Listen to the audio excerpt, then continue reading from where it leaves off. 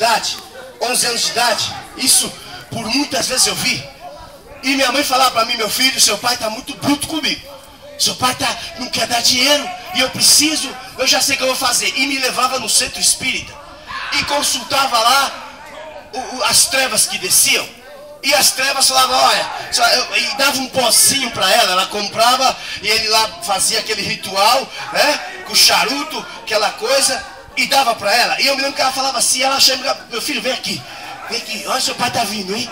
Ia no guarda-roupa, abria a porta, pegava aquele pozinho branco e colocava no colarinho do meu pai. Eu me lembro isso como se fosse hoje. Meu pai ficava um doce.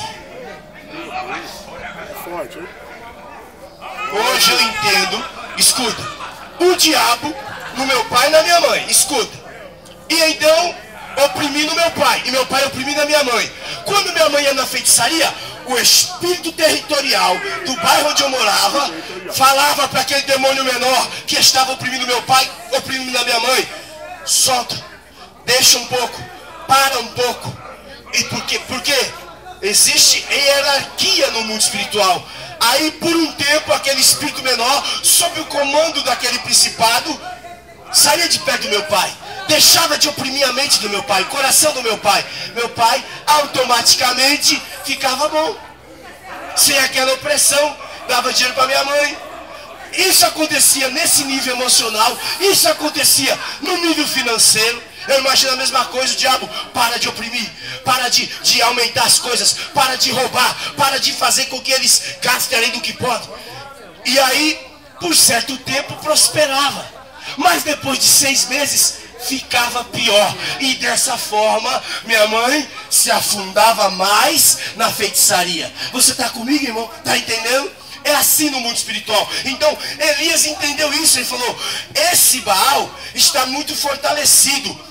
Tanto no governo, os profetas que aconselham aquele governo de Acabe e Jezabel, e na nação.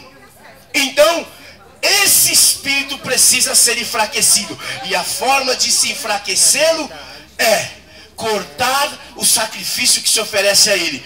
Por que demorou 3 anos para Elias dizer de novo para que houvesse chuva? Por quê? Porque durante um período a terra ainda ia produzir.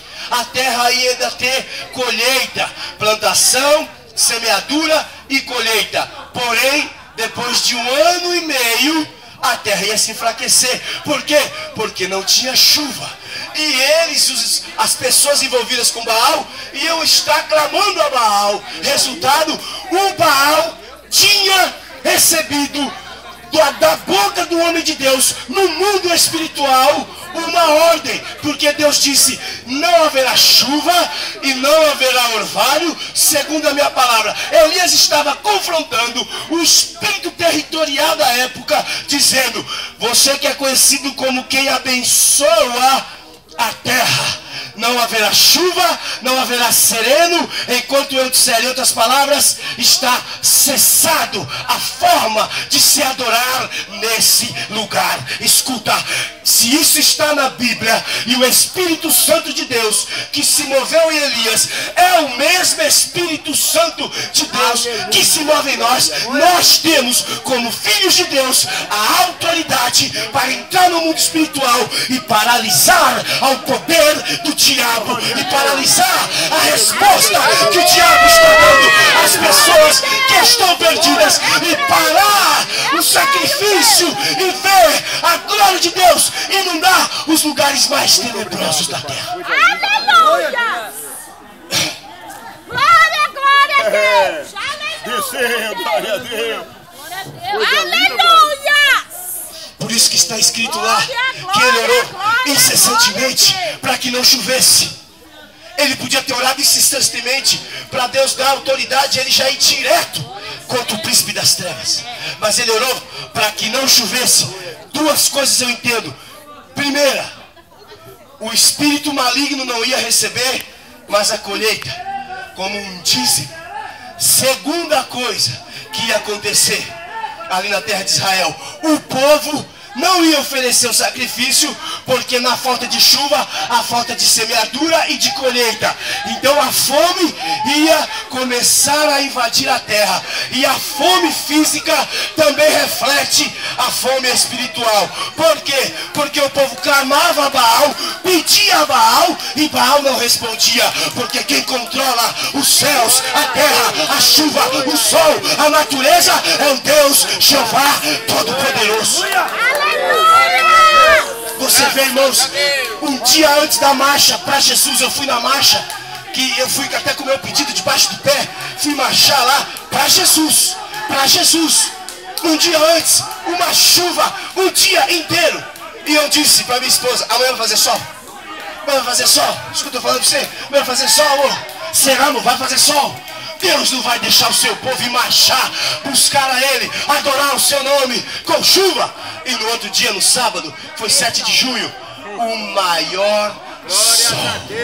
Quem controla a natureza é Deus. Quem controla a nossa vida é Deus. Quem nos controla é Deus. Aleluia. Glória a Deus. Hoje, nós devemos entender o nível de guerra espiritual em que devemos entrar, para saber entrar e não sofrer dano, e não sofrer consequências. Por quê? Você já viu aquela expressão de guerreiros que dizem assim: irmão, evangelista Carlos, eu estou com uma seta aqui, eu estou enfrentando uma retaliação do inimigo. Já viu essa expressão? Já viu? Né? Eu estou enfrentando uma seta aqui, olha por mim, o inimigo está me retalhando, eu estou sofrendo a retaliação do inimigo. E o Espírito Santo falou para mim, lá em João, capítulo 4 de 1 João, diz que aquele que teme a Deus, Deus o guarda, e o maligno não lhe toca.